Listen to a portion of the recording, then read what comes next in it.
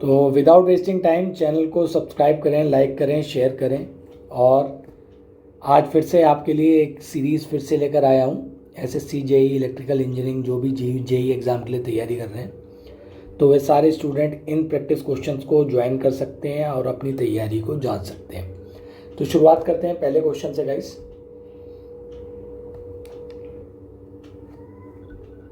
तो पहला क्वेश्चन है, the EMF is induced only when there is a option A, moving conductor linked with magnetic flux, stationary conductor links with stationary magnetic field, either magnetic flux linking with the coil changes or moving conductor links with the magnetic flux. Option number D, magnetic flux link with coil changes. देखो आपको पता है conductor जो सबसे important है और magnetic field, इनके बीच में रिलेटिव मोशन होना चाहिए।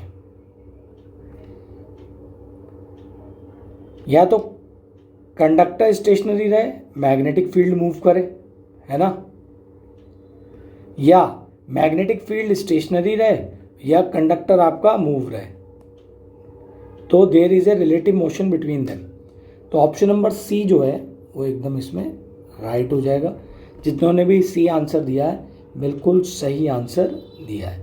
तो उम्मीद करता हूँ ये पॉइंट आपको समझ में आ गया होगा। कभी कभी एग्जामिनर ऐसे भी पूछ लेता है कि principle of induced EMF in electric machine, तो स्टैटिकली इंड्यूस ईएमएफ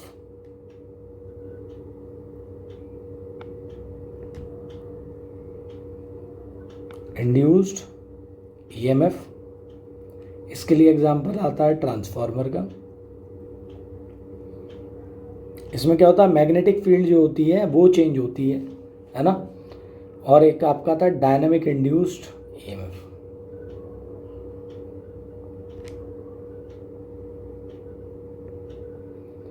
ये किस में होता है, आपका जनरेटर्स में, ठीक है। मोटर वगैरह लॉरेंट फोर्स पे काम करती है। चलिए आगे बढ़ते हैं। तो उम्मीद करता हूँ सभी ने ये कॉन्सेप्ट अच्छे से समझ लिया होगा। Next question, the speed of the aluminium disc in an energy meter is controlled by, option A shunt and series magnet, option B series magnet, option D C shunt magnet और option D braking magnet. यार देखो बड़ी simple सी बात है, जैसा कि आपको पता ही चल रहा है कि आपको एनर्जी मीटर की जो डिस्क है उसे कंट्रोल करना है, मतलब वो उसे ओवर स्पीड ना हो जाए। मतलब ओवर स्पीड के लिए आपको क्या करना पड़ता है भाई, ब्रेक लगाने पड़ते हैं, ठीक है। तो इसके लिए आप यूज़ करते हैं ब्रेकिंग मैग्नेट्स का, ऑप्शन नंबर डी। तो यहाँ क्या होता है, ये जो डिस्क रहती है आपकी,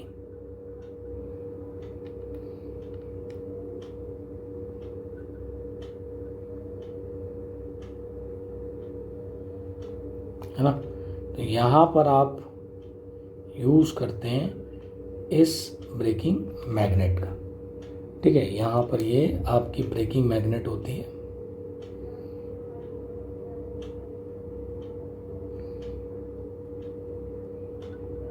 और सबसे खास बात क्या होती है, ये ब्रेकिंग मैग्नेट जो होती है it is an permanent magnet, पूछ लेता है एग्जामिनर कभी कभी, ठीक है। तो ये ब्रेकिंग टॉर्क जो है स्पीड का अपोज करता है। चलिए नेक्स्ट क्वेश्चन की तरफ बढ़ेंगे।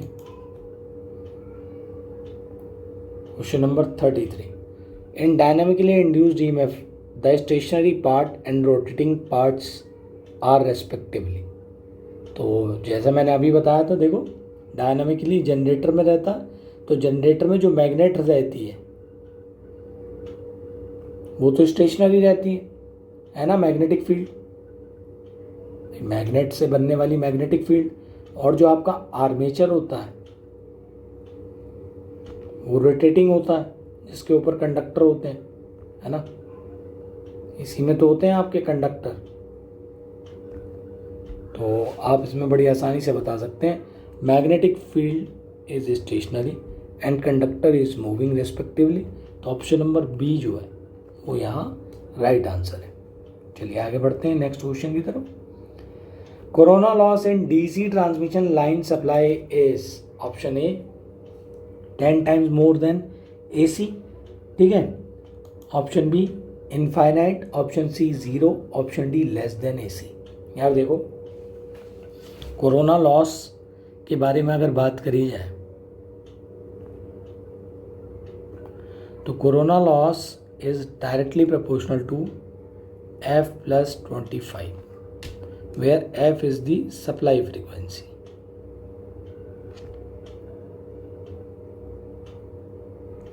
तो अगर आप कैलकुलेशन करना चाहो तो डीसी में फ्रीक्वेंसी होती है 0 और इंडिया में एसी फ्रीक्वेंसी है 50 हर्ट्ज। तो इन दोनों को अगर आप कंपेयर करें P D C by P A C रख कर तो it will be came around 25/75, दोनों को 1/3। तो आप देख सकते हैं जो भी लॉस होंगे, मान लीजिए अगर एसी के अंदर 30 वाट के लॉस है तो डीसी में 10 वाट लॉस होंगे। तो कहने का मतलब क्या है कि कम होंगे, 1/3, 1/3 रिड्यूस्ड, तो यहाँ पर लेस देन एसी। अब इसमें जल्दी जल्दी में सबसे बड़ी गलती जो होती है, आप में से कुछ स्टूडेंट इसका आंसर सी दे देंगे 0, क्योंकि दिमाग में क्या आता है कि कोरोना जो है वो एसी पर होता है, डीसी में तो ये पॉइंट जो है ना ये वाला कि होता तो है लेकिन कम होता है। ये 25 हर्ट्ज फिक्स्ड है डीसी सप्लाई के लिए, ठीक है। चलिए तो ये इस पॉइंट में आपको गलती नहीं करनी है। नेक्स्ट चलते हैं अगले क्वेश्चन की तरफ। 2 electric lamp have filament of same material having the same thickness. If one of them 100 watt and other gives 500 watt across the same supply, then क्या होगा भाई? 100 watt lamp filament has longer length, 100 watt lamp filament has shorter length, 100 watt and 500 watt filament have same length या 500 watt filament has longer length, क्या होगा इसमें? तो देखो सबसे इंपॉर्टेंट बात क्या है, जब आपको ये बता दिया है कि वोल्ट सप्लाई सेम है यानी अप्लाइड वोल्टेज इज सेम, ठीक है। जब अप्लाई वोल्टेज सेम है आपका देन व्हाट विल हैपन, आपका P बराबर V²A/ρL। मतलब आप ये वाला फॉर्मूला डायरेक्ट अप्लाई करो वेयर R बराबर ρL/A, इसी को मैंने यहाँ लिख दिया है, ये है ना।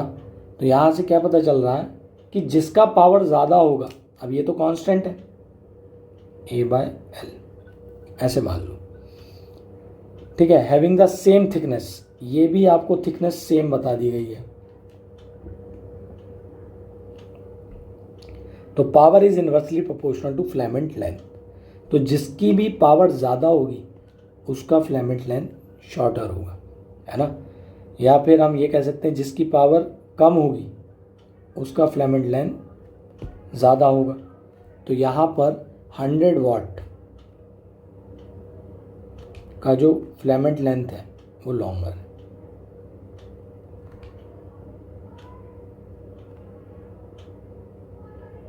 तो ऑप्शन ए, जिसने भी ऑप्शन ए दिया है बिल्कुल सही आंसर दिया है, एकदम राइट आंसर है, ठीक है। तो देखिए ये सब चीज़ें सेम थिकनेस ये सब दिया होना बहुत ज़रूरी है, ठीक है। चलिए नेक्स्ट चलते हैं। Hysteresis laws depend on which of the following factors?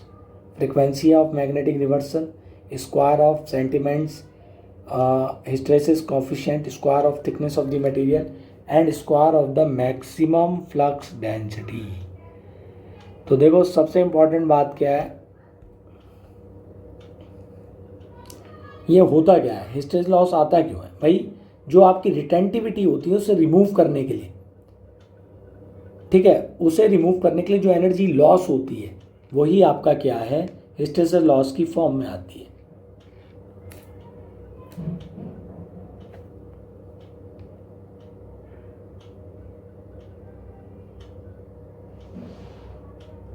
है ना। HB - B - का H, ठीक है, तो यहाँ पर ये वाला जो पार्ट है, ये वाला पार्ट आपका रिटेंटिविटी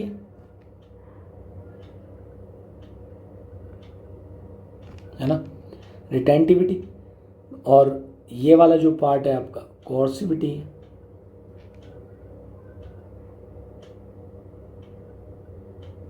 तो इसे ज़ीरो करने के लिए जो आपको एनर्जी लगानी पड़ रही है रिवर्स डायरेक्शन में, वही आपका क्या होता है, hysteresis loss.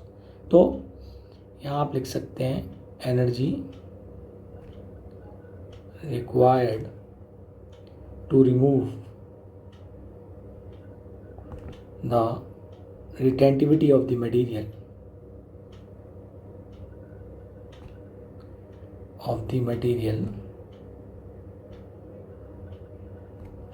is lost in the form of hysteresis loss। ठीक है, तो ये डिपेंड करती है आपकी फ्रीक्वेंसी के रिवर्सल पे,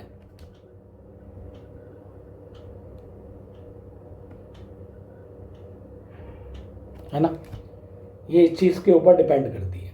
तो सबसे इम्पॉर्टेंट है इसका फॉर्मूला अगर आपको पता है, pH बराबर KH/F/BmX। ठीक है, यहाँ आपको सभी को पता है ये कांस्टेंट है, ये सेंटीमेंट कांस्टेंट है, यहाँ फ्रीक्वेंसी, तो H is directly proportional to F। तो ऑप्शन नंबर क्या हो जाएगा यहाँ पर आपका, frequency of magnetic material reversal. Option number A is the right answer. चलिए आगे बढ़ते हैं नेक्स्ट क्वेश्चन पे। The phenomena of fluorescence in the fluorescent lamp mainly occur due to the presence of argon, mercury, xenon या phosphorus. ठीक है, तो आपको बताना है, तो ये है ऑप्शन नंबर डी, फॉस्फोरस। ठीक है, जब इसे मरकरी वेपर गैस जब वेपराइज होती है, मतलब आयनाइज होती है, तो शॉर्ट वेव प्रोड्यूस करती है अल्ट्रावायलेट लाइट की। ठीक है, उसी की ये जो फॉस्फर कोटिंग है चमकती है, तो यही इसी से आपको लाइट मिलती है। तो इसमें कुछ खास नहीं है, आगे बढ़ते हैं नेक्स्ट क्वेश्चन पे। Which of the following is used with the photometer for the conversion of light into electric current? Option A inductor, option B photodiode, option C resistor, option D capacitor। तो देखो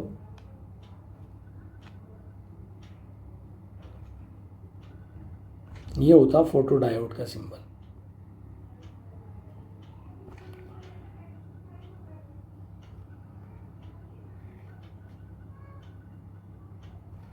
ये होता है LED का symbol. ठीक है, दोनों चीज़ों में बड़ा वो है, भूलना नहीं। ये वर्क करता है, इसकी वर्किंग होती है फॉरवर्ड बायस में, नहीं रिवर्स्ड बायस में, और ये वर्क करता है आपका फॉरवर्ड बायस्ड में। ठीक है, ये पॉइंट आपको पता होने चाहिए। ठीक, और तो इसका क्या होगा answer, option number B, photometer for the conversion of light into electric current. Next चलते हैं। ये देखिए, ये न्यूमेरिकल दिया गया आपको। In hydro electric power plant rating is 200 MVA and it's currently supply only 120 MVA, then what is the value of the hot reserve. आपको hot reserve find करना है। तो व्हाट शुड बी द, पहले पता होना चाहिए हॉट रिजर्व का formula क्या होता है।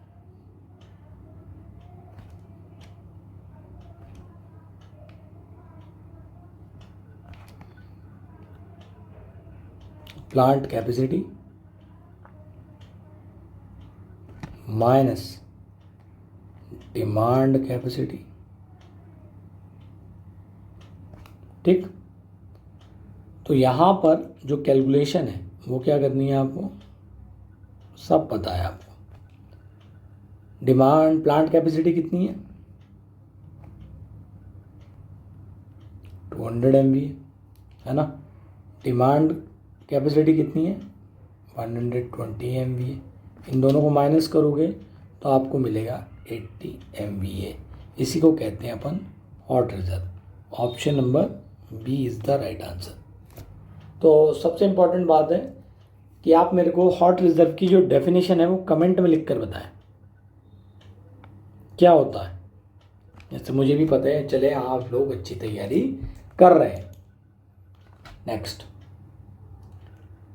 If a contractor fail to submit the bill with the document of handing over charge on inventory form duly signed by user department concerned, then the amount deducted will generally be 20%, 10%, 5%, 15%।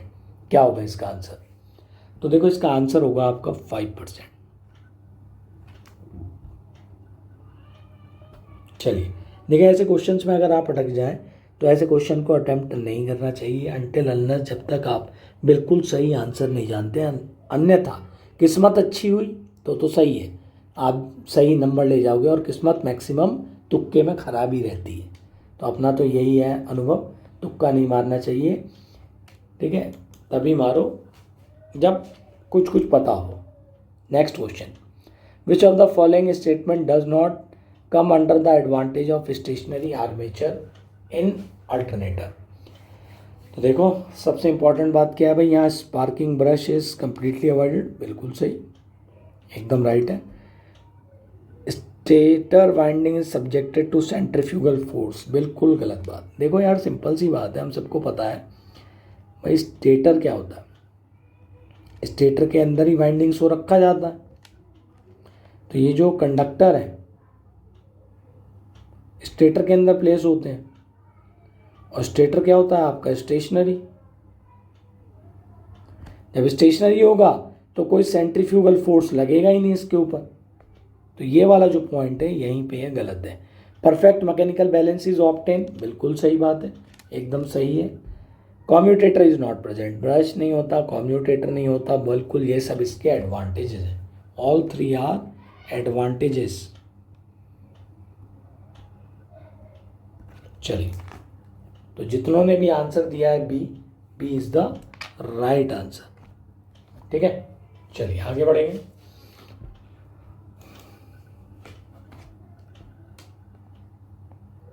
The rectifier efficiency of half wave rectifier is dash if the input power to the rectifier is 150 watt and output power is 50 watt।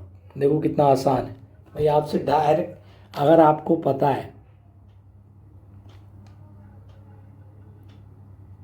P out divided by P in multiply by 100, so here the efficiency equals to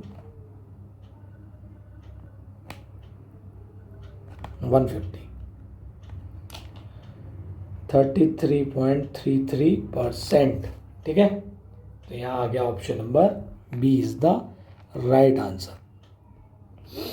half wave rectifier का कितना होता है efficiency, मैंने आपसे पहले भी आपको discuss किया था, ये आपको याद रखना है। फुल वेव रेक्टिफायर का कितना होता है ये भी पूछा जाता है, ये सब एग्जाम में आता है, कीप इन योर माइंड, बहुत इंपॉर्टेंट है। चलिए नेक्स्ट क्वेश्चन पे।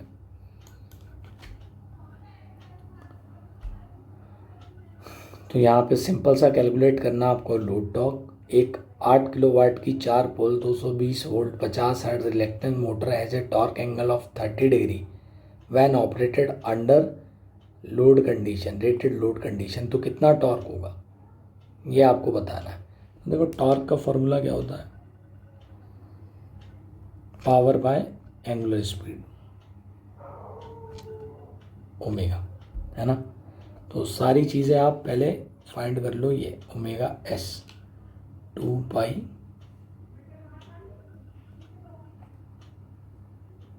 तो P बाई 2 होता है, it will B 4 pi F by P, ठीक है? यहाँ पुट करो सारी चीज़ें।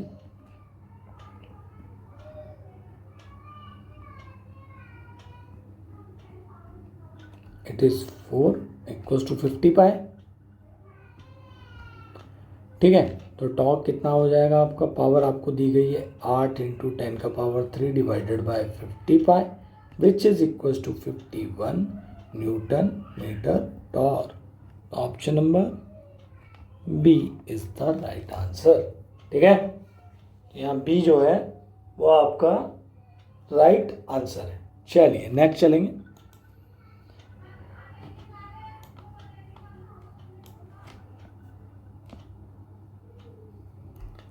The value of I Z shown in figure, ये आई जेड आपको दिया गया है, इसका वैल्यू आपको बताना है गिवन सर्किट के लिए। तो देखो यहाँ से अगर आप मान लें सोर्स से करंट आ रहा है, ये लोड में जा रहा है, तो आई एस बराबर I Z plus I L by K V L, ये लगा सकते हैं। So I Z equals to I S minus का आई एन, तो I S equals to V S minus का V Z by R S equals to V Z by R L, यही बन जाएगा। वोल्टेज अक्रॉस, इसके across V Z लग रहा होगा, तो सारी वैल्यू को आप यहाँ पे पुट कर दो यार, अब तो सब आंसर आ ही जाएगा आपके पास। 30 माइनस 20 बाय 100 माइनस का वी जेड कितना है हमारे पास 20 by power 3 which is equals to, जब आप इसे कैलकुलेट करोगे 100 minus 20 milli ampere which is equals to 0.08 ampere. ठीक है, ये आपको मिल जाएगा आई जेड का वैल्यू। आंसर, यही आपका आंसर है। Option number C is the right answer. Simple सा, देखो इसमें आपको ऐसा लग रहा होगा कि इस सर्किट के अंदर आपको बहुत कुछ करना है, लेकिन ऐसा है नहीं।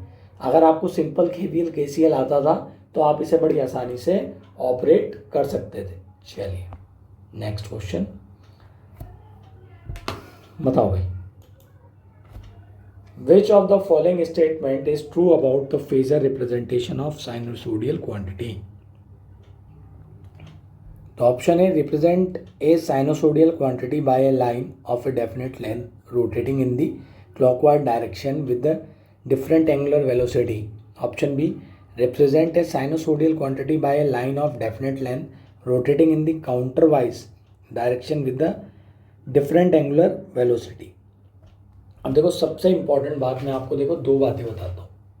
मान लो दो करंट है, आइए sine ten sine omega t और आई भी टेन कॉस ओमेगा 1t। अब बहुत जल्दी जल्दी में आप क्या देखेंगे कि देखेंगे अगर मैं आपसे इनके बीच का डिफरेंस पूछूं तो बहुत बार जल्दी स्टूडेंट आंसर दे देंगे 90 डिग्री। साइन और कॉस के बीच में कितना डिफरेंस होता है 90 डिग्री का। बट वो ये बात भूल जाते हैं कि ये जो ओमेगा है, सबसे पहली शर्त जो है फेजर डायग्राम में वो ये है कि अगर आप किसी दो चीज़ों का कंपैरिजन कर रहे हैं उनकी ये एंगुलर वेलोसिटी सेम होनी चाहिए। ये एंगुलर वेलोसिटी आपकी डिफरेंट नहीं होनी चाहिए किसी भी हाल में। ठीक है, तभी आप एक फेजर डिफरेंस या फेज डिफरेंस को बता पाएंगे।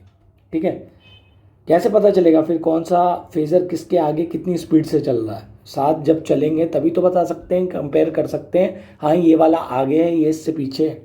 तो जहाँ पे भी ये डिफरेंट एंगुलर वेलोसिटी आया, ये ऑप्शन तो आपकी यहीं कट गए। ठीक है, फिर चलते हैं next. Represent a sinusoidal quantity by a line of a definite length rotating in the counterclockwise direction with the same angular velocity as that of sinusoidal quantity.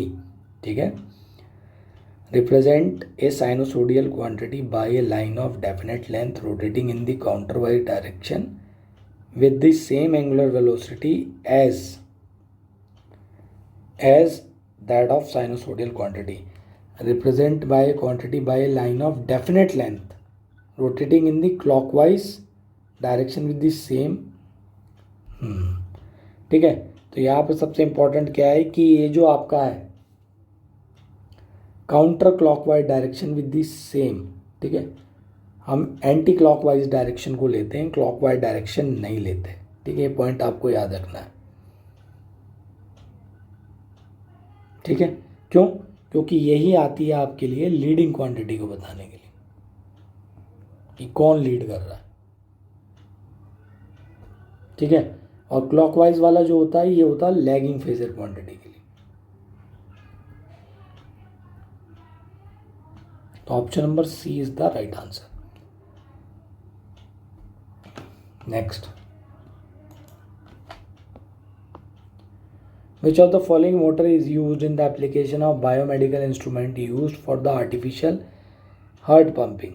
तो शंट मोटर, अल्टरनेटर, डायनोमीटर, यार खुद देखो कितना बड़ा size होता है commutator की वजह से, नहीं है पॉसिबल। अल्टरनेटर पावर जनरेशन में इस्तेमाल किया जाता है, डायनमोमीटर का भी इसके अंदर कम्यूटेटर वगैरह होता है। तो ये यहाँ पर जो है ब्रशलेस डीसी मोटर का इस्तेमाल करते हैं पंपिंग के लिए, कॉम्पैक्ट साइज। ठीक है, यही कारण है। और सबसे बड़ा एडवांटेज जो है इसका, देखो इसके एडवांटेज बहुत सारे हैं, आपको पता होना चाहिए। क्या है? इसकी एफिशिएंसी, एफिशिएंसी इसकी बहुत हाई होती है। ठीक है, ये इसका सबसे बड़ा कारण है। दूसरा क्या है? आप इसे बड़ी आसानी से कंट्रोल कर सकते हैं। एक मिनट, आ गया, एक मिनट गाइस, कुछ सेटिंग गड़बड़ हो गई। हाँ, तो यहाँ पर सबसे बड़ा पॉइंट ये है। और दूसरा क्या है यार, देखो जब कम्यूटेटर ही नहीं है, साइज क्या हो गया? कॉम्पैक्ट हो गया। फिर दूसरा क्या है? ब्रशेस का रिक्वायरमेंट ज़ीरो हो गया। फिर तीसरा और क्या है इसके अंदर इम्पॉर्टेंट बात, स्पार्किंग भी ख़त्म हो गई। अब हार्ट के अंदर लगेगा, स्पार्किंग होगी तो काम चलेगा नहीं ना। ठीक है, तो ऑप्शन नंबर डी जो है बिल्कुल सही है। इन्हीं सब कारण से हम बायोमेडिकल्स के अंदर आर्टिफिशियल हार्ट पंपिंग के लिए ब्रशलेस BLDC मोटर का यूज़ करते हैं। Next, question number 47, stringing chart represent a graph of sag and tension versus temperature, sag versus supply frequency, sag versus conductor size. Option D, tension versus sag. तो देखो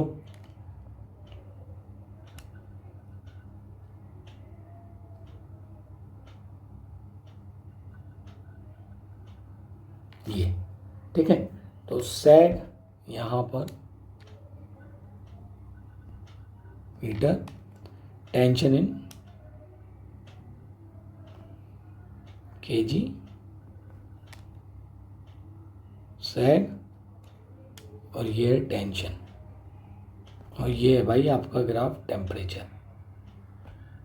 ठीक है, तो इनके बीच का क्या है, सारा हिसाब किताब है। तो option number A is the right answer. Sag, tension versus temperature is the right answer. ठीक, चलिए आगे बढ़ते हैं नेक्स्ट क्वेश्चन की तरफ। Which of the following statement is not correct about a sine wave? RMS value is 0.7 times the peak value. Option B, peak value is another name for amplitude. Option C, time period is the name of cycle per second. Option D, frequency is the reciprocal of time period. तो देखो ये तो बिल्कुल सही बात है। पहला point, peak value another name of for amplitude, सही है। Time period is the number of cycle पर सेकंड, नहीं, ये टोटल गलत है। फ्रीक्वेंसी, टाइम पीरियड, बिल्कुल सही बात है, ये फ्रीक्वेंसी के लिए राइट है। ठीक है, it is not right for time period. ठीक है, नंबर ऑफ साइकिल पर सेकंड इज कॉल्ड फ्रीक्वेंसी, ये फ्रीक्वेंसी की डेफिनेशन है। तो जिसने भी आंसर ऑप्शन नंबर सी दिया है बिल्कुल सही आंसर दिया है। चलिए नेक्स्ट क्वेश्चन पे चलेंगे। Francis turbine is use for, बहुत इंपॉर्टेंट है यार, ये बहुत बार एग्जाम्स में आते हैं और सबसे इंपॉर्टेंट है इसके बारे में, मतलब आपको हर एग्जाम में कहीं ना कहीं ये क्वेश्चन मिलता है, Francis turbine is use for. ठीक है, या टर्बाइन्स पैटर्न के बारे में, कापलान के बारे में, हाई हेड डैम्स, लो हेड डैम, ये सब इस कैसे भी करके क्वेश्चन आ जाता है, तो आज इसका पोस्टमार्टम कर देंगे। तो देखो क्लासिफिकेशन दो टाइप का है, या तो इम्पल्स टरबाइन है हमारे पास, तब तक आप आंसर दीजिए, जिसमें नाम आता है आपका पेल्टन, टुर्गो, ठीक है, क्रॉस फ्लो टरबाइन।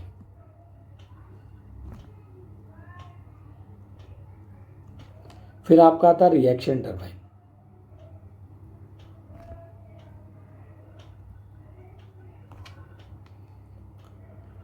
रिएक्शन में आपके आते हैं, दोनों नाम आपको पता होना चाहिए, फ्रांसिस और कापलान। कापलान का ही थोड़ा सा अलग रूप है प्रोपेलर। ये सब आपको पता होना ज़रूरी है, ठीक है। दूसरा इसमें क्या है, इसमें क्लासिफिकेशन किस तरीके से, फ्लो, एनर्जी, हेड और एग्जाम्पल। ये पूरी टेबल आप याद रखिएगा। अगर टेंजेंशियल फ्लो है तो एनर्जी होगी आपकी इम्पल्स, हेड होगा आपका हाई अबव 300 मीटर, ठीक है। एग्जाम्पल है इसका पेल्टन, ठीक है। दूसरा है आपका रेडियल। अगर रेडियल फ्लो होगा तो एनर्जी होगी रिएक्शन, ठीक है। और हेड होगा इसका लो टू मीडियम, 30 to 30 मीटर। इसमें आता फ्रांसिस टरबाइन। फिर आता आपका एक्सियल। एक्सियल में भी एनर्जी होती है आपकी रिएक्शन। ये यूज़ होता है लो हेड के लिए, लेस देन 30 मीटर। ये होता है कापलान या प्रोपेलर टरबाइन। तो उम्मीद करता हूँ ये जो टेबल है आप इसे एज इट इज़ ही याद रखेंगे। बहुत इम्पोर्टेंट है ये table, exam point of view से भी, और एग्ज़ाम में इस पे क्वेश्चन बहुत आते हैं, ठीक है। तो याद रखिएगा, सब इम्पोर्टेंट है, इस पे से वेरी इम्पोर्टेंट। रिवीजन कर लीजिए आप इसका अच्छे से। नेक्स्ट देखिए, अभी हमने करा था ये क्वेश्चन, क्या होगा इसका right answer. Transformer utilisation factor for a half wave rectifier, centre tap, full wave rectifier is dash and dash respectively. तो क्या होता है भाई, यहाँ से आपसे एफिशिएंसी नहीं पूछी गई है, तो ये गलती मत कर दीजिएगा। ये ट्रांसफॉर्मर यूटिलाइजेशन फैक्टर है, तो फुल वेव इसके लिए कितना होता है, TUF। अगर आपको ये पता है ये निकाले कैसे जाते हैं,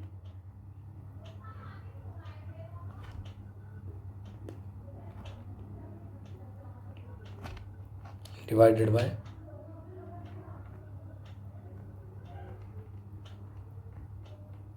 विच इज इक्वल टू 28.6%, ठीक है। ये है फुल वेव के लिए,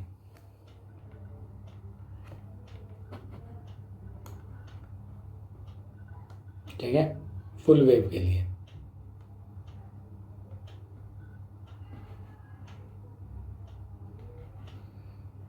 ठीक है, चलिए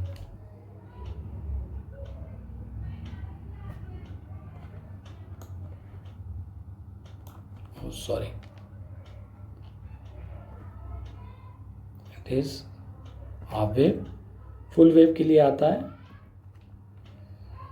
57.2%, ठीक है guys.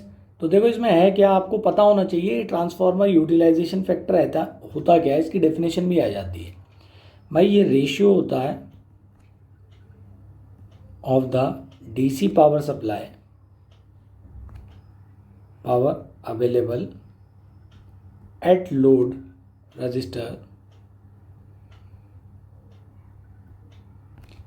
to kVA rating of secondary coil of transformer.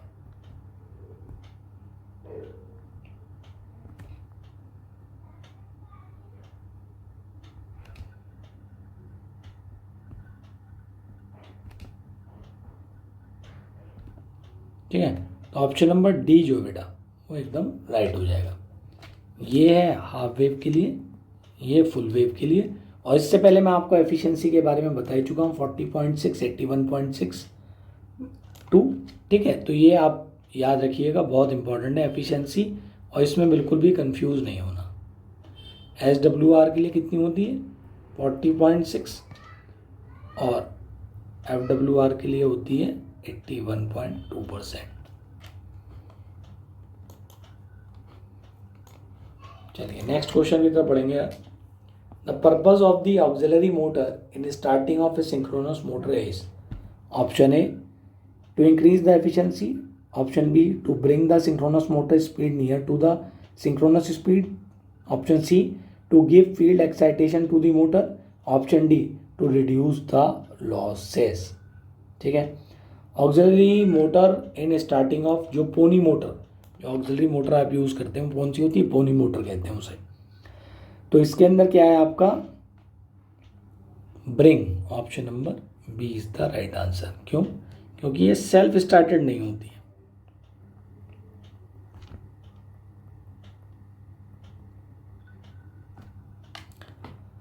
ठीक है, तो इस कारण से हमें यूज़ करना पड़ता है एक ऑक्सिलरी मोटर का इसे स्टार्ट करने के लिए। नेक्स्ट,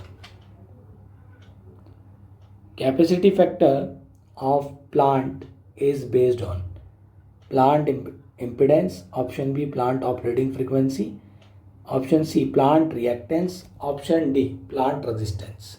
तो कैपेसिटी फैक्टर है यार, ये भी गलत, ये भी गलत, कोई मतलब नहीं। ऑप्शन नंबर बी आप आसानी से लगा सकते हैं, लेकिन आपको पता होना चाहिए कैपेसिटी फैक्टर होता क्या है, प्लांट कैपेसिटी फैक्टर एक्चुअली में होता क्या है। तो यार प्लांट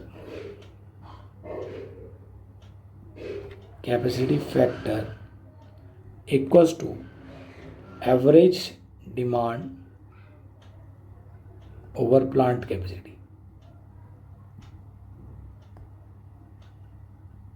है ना। तो यहाँ पर capacity factor of plant is based on plant operating frequency और टाइम ड्यूरेशन, मतलब प्लांट कितनी ड्यूरेशन के लिए आप ऑपरेट कर रहे हैं, इसका मतलब ये है।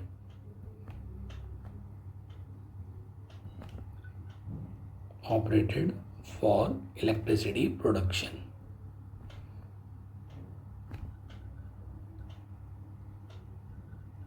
ठीक है, तो ऑप्शन नंबर बी यहां पर एकदम राइट है। चलिए next, which of the following four option is true about the circuit shown below? Which of the following four option is true about the circuit? Superposition theorem can be applied. It can contain current source. Superposition theorem cannot be applied because it contains diode. Reciprocity theorem can be applied और superposition theorem can be applied. यार सबसे important, superposition theorem सिर्फ linear circuit पे लगती है।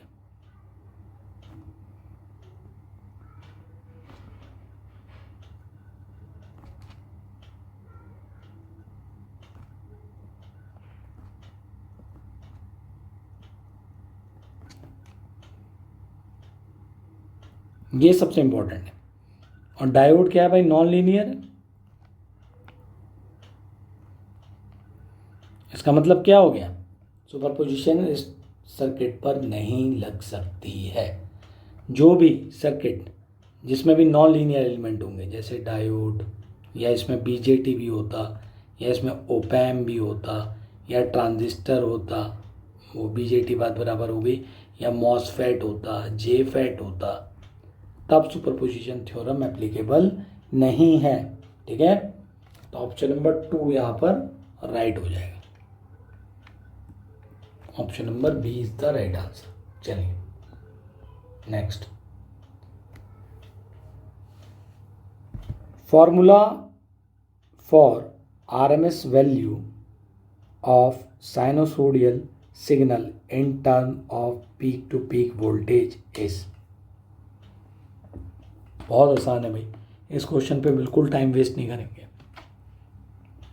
ठीक है। ध्यान से आंसर देना, पीक टू पीक है ये, ठीक है, पीक टू पीक पूछ रहा है एग्जाम में। तो देखो option number B is the right answer. याद रखो, जो VM होती है, याद रखना, वो पीक टू पीक का आधा होती है, पहला पॉइंट। VRMS क्या होता है? VM by √2 which is equal to V peak to peak √2। तो यहाँ यही गलती होती है। बहुत इंपॉर्टेंट क्वेश्चन है, छोटा सा क्वेश्चन लेकिन बहुत ही अच्छा question. Next question, which law is used to determine the economic size of the conductor? Newton law, Ampere's law, Gauss law, kelvin law. तो यार सबसे इंपॉर्टेंट है इसमें एक ही है, ठीक है, ऑप्शन नंबर डी, ठीक है, ऑप्शन नंबर डी, ठीक है। क्यों? देखो दो पार्ट में डिवाइड कर रखा है इसने। एनुअल चार्ज, भाई जो भी आपका सालाना खर्चा आएगा कंडक्टरों को बिछाने में, वो, और जो एनुअल कॉस्ट ऑफ एनर्जी आपकी वेस्ट होगी कंडक्टर में, इन कंडक्टर। तो ऑप्शन नंबर डी यहां पर राइट है। 56वां क्वेश्चन है, विच of the following statement is not correct about different type of waveform? Bidirectional waveform can both positive negative signs. Option B, the current or voltage for unidirectional waveform or signal remains the same, or although varying, it's never crossed the zero line. Periodic time for square wave is still the same for a complete cycle. Option D, non-periodic waveform are those that vary and repeat the waveform. क्या होगा? ठीक है, आपसे पूछा गया correct about the different type of, मतलब आपसे सभी चीज़ों की जानकारी इसमें ली गई है। Non periodic form that very and repeat, यही गलत है, रिपीट नहीं करती हुई, तभी तो नॉन पीरियोडिक है। Option number 4। चलिए नेक्स्ट क्वेश्चन में,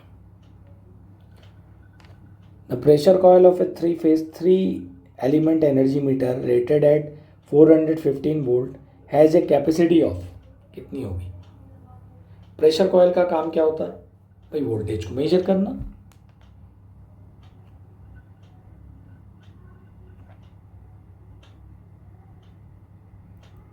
तो और ये किस में होती है भाई? इसे शंट कॉयल ही कहते हैं। और शंट कॉयल मतलब पैरेलल में लगती है सोर्स के, तो सोर्स की जितनी भी वोल्टेज होगी उतने ही इसके अक्रॉस वोल्टेज आएगी, इतनी सी बात है। तो option number D is the right answer, है ना। देखो कितनी बढ़िया सा क्वेश्चन था, अच्छा सा क्वेश्चन, लेकिन बढ़िया क्वेश्चन था एकदम। Next question, the reciprocal of reluctance is called permanence, conductance, resistance या सक्सेप्टेंस। तो आपको पता है डुअलिटी, रेसिप्रोकल में क्या होता है आपका, चीज़ें बदल जाती हैं भाई, इलेक्ट्रिक सर्किट में और मैग्नेटिक सर्किट में।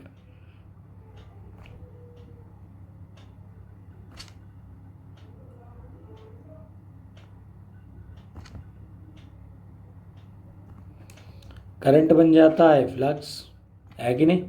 रेजिस्टेंस बन जाता है आपका रिलक्टेंस, ईएमएफ बन जाता है एमएमएफ, कंडक्टिविटी आपकी हो जाती है परमेबिलिटी,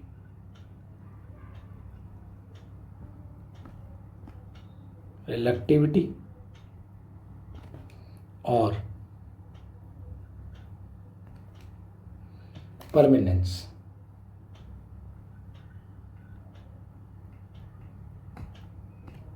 रिलेक्टेंस है ना, इसे एस से दिखा सकते हैं। तो option number A is the right answer.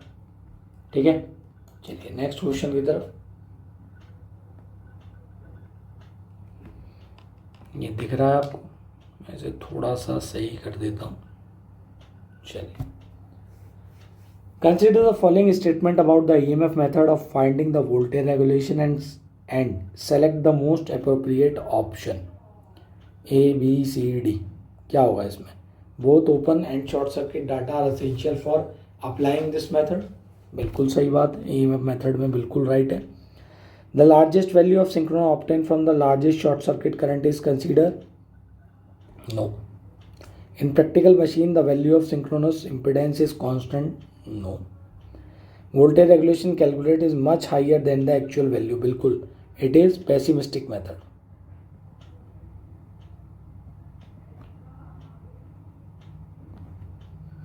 Option number A is the right answer. Both A and D are true. Next और लास्ट क्वेश्चन बताओ, if a source deliver maximum power to load, power transfer efficiency of the circuit is. कितना होता है भाई? बहुत आसान question है। कितनी हो जाती है? It will be 50%।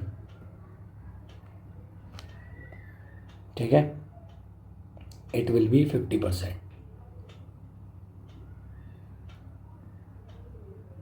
4RL divided by 2RL है ना, ये P out by P in, efficiency का फॉर्मूला कितना आता है? ये 2/4 equals to 1/2, 0.5, 50% is the right answer. Option number B. ठीक है गाइस, तो उम्मीद करता हूँ आज का सेशन आपको अच्छा लगा होगा। Subscribe, like, share Rahul sir electrical channel. ठीक है, thank you so much guys. कोई भी प्रॉब्लम है, कुछ भी पूछना चाहते हैं, कमेंट में आप पूछ सकते हैं।